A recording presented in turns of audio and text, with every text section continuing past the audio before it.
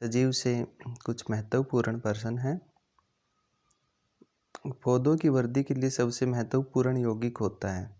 जो पौधे वृद्धि करते हैं तो उनमें से जो महत्वपूर्ण यौगिक है वह कौन सा है?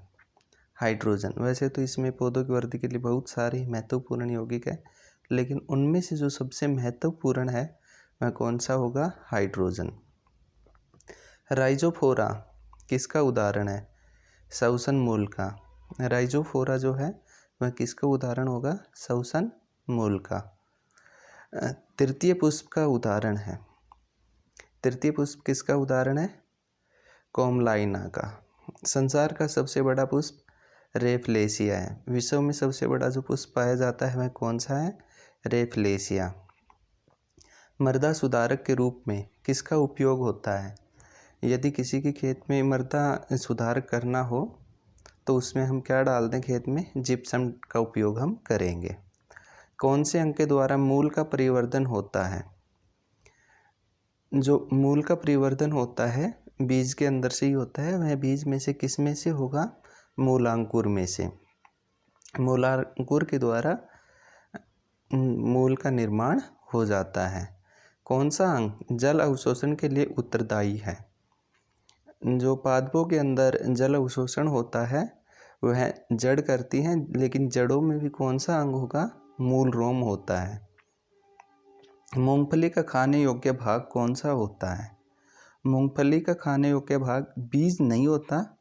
मूंगफली का जो खाने योग्य भाग होता है वह कौन सा होता है? भूरण होता है।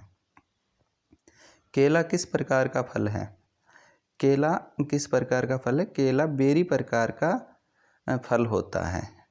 पुष्प कर्मों के आधार पर सहपत्तर जो पुष्प होता है उस पुष्प के अंदर पुष्पक्रम का पाए जाते हैं, जिनमें से सहपत्तर के चक्कर को क्या कहेंगे?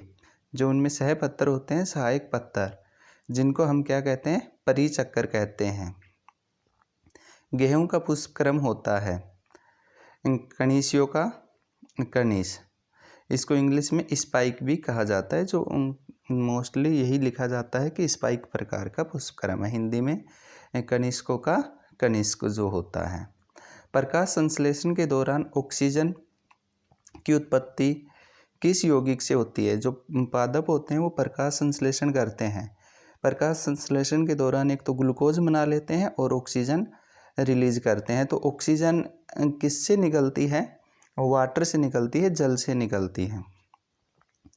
हैच स्केल चक्कर की खोज सर्वप्रथम किस पादप में की गई थी? जो C4 चक्कर है जिसकी खोज हैच व स्केल के द्वारा की गई थी वह किस पादप में की गई थी? गन्ने के पादप में की गई थी। आधुनिक कोशिका सिद्धांत का प्रतिपादक है। आधुनिक कोशिका सिद्धांत किसने प्रतिपादित किया?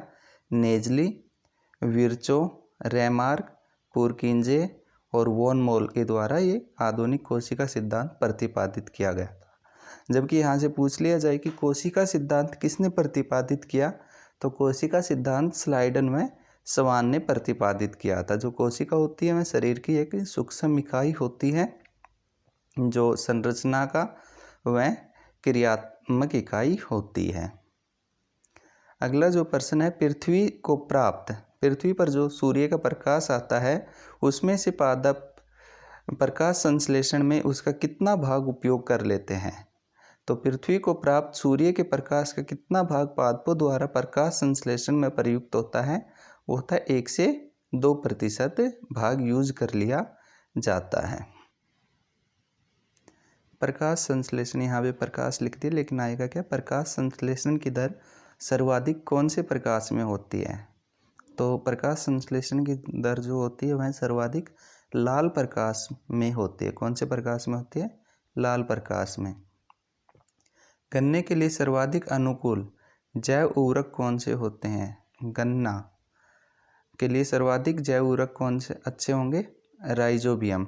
जो राइजोबियम है ये एक जीवाणु होता है जो दलहनी पादपों की जड़ों में पाया जाता है। सहजीवी के रूप में ये रहता है। द्विबीजपत्री तनों, जो द्विबीजपत्री होते हैं उन पादपों के तनों में दारू व पोषवाहक के बीच उपस्थित परत को हम क्या कहेंगे? एदा, जिसको इंग्लिश में कैम्ब्रियम कहा जाता है।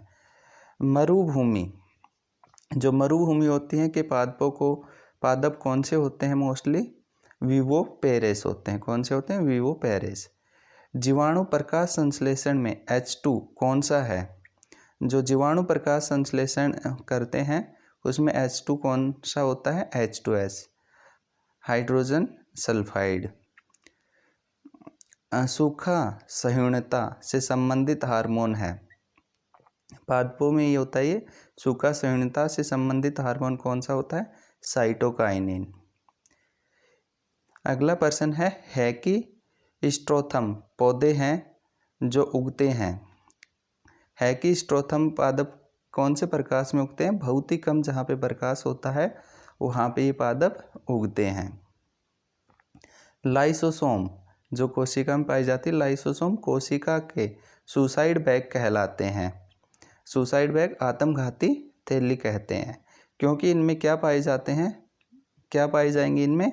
हाइड्रोलाइटिक एंजाइम पाए जाते हैं। कौन से एंजाइम पाए जाएंगे?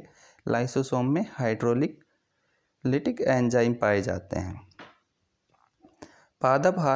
कौन सा हार्मोन पादप कोशिका को वर्दियाँ बढ़ने के लिए प्रेरित करता है? कौन सा हार्मोन पादप कोशिका को बढ़ने के लिए प्रेरित करता है? ऑक्सिन। कौन सा करेगा? ऑक्सिन। प्रोकैरियोटिक कोशिका में क्या नहीं पाए जाते? वैसे तो बहुत सारे ऑर्गन नहीं पाए जाते प्रोकैरियोटिक कोशिका में, लेकिन उनमें से सबसे महत्वपूर्ण कौन सा है? न्यूक्लियर झिल्ली। कोशिका कला बनी होती है। कोशिका कला जो बनी होती है वह किसकी बनी होती है? फास्फोलिपिड व प्रोटीन की बनी होती है। गुणसूत्र में युग्मन की क्रिया किस प्रावस्था में होती है? जो गुणसूत्र होते हैं उनमें युग्मन होना कौन सी प्रावस्था में होते हैं? जाइगोटिन प्रावस्था में होते हैं। इसको उपावस्था भी हम कहते हैं। समसूत्री विभाजन की खोज किसने की थी? समसूत्री विभाजन की खोज किसके द्वारा की गई थी? फ्लेमिंग के द्वारा की गई थी। प्लाज्मा झिल्ली या मेम्ब्रेन की संरचना का यूनिट मेम्ब्रेन प्रतिरूप प्रतिपादित किसके द्वारा किया गया था? रॉबर्टसन के द्वारा किया गया था। प्लाज्मा झिल्ली से होकर अवशिष्ट पदार्थों के निकलने की क्रिया को क्या कहेंगे? जो प्लाज्मा झिल्ली होती है, प्लाज्मा मेम्ब्रेन, उससे अपशिष्ट जो निकलते हैं उस क्रिया को हम क्या कहते हैं? इपोहेजी। किस वैज्ञानिक ने सर्वप्रथम ER एंडोप्लाज्मिक रेटिकुलम होता है, जिसको हिंदी में कहते हैं अंतःपर्दवी जालिका। तो अंतःपर्दवी जालिका शब्द का प्रयोग सबसे पहले किसने किया था? पोर्टर के द्वारा किया गया था।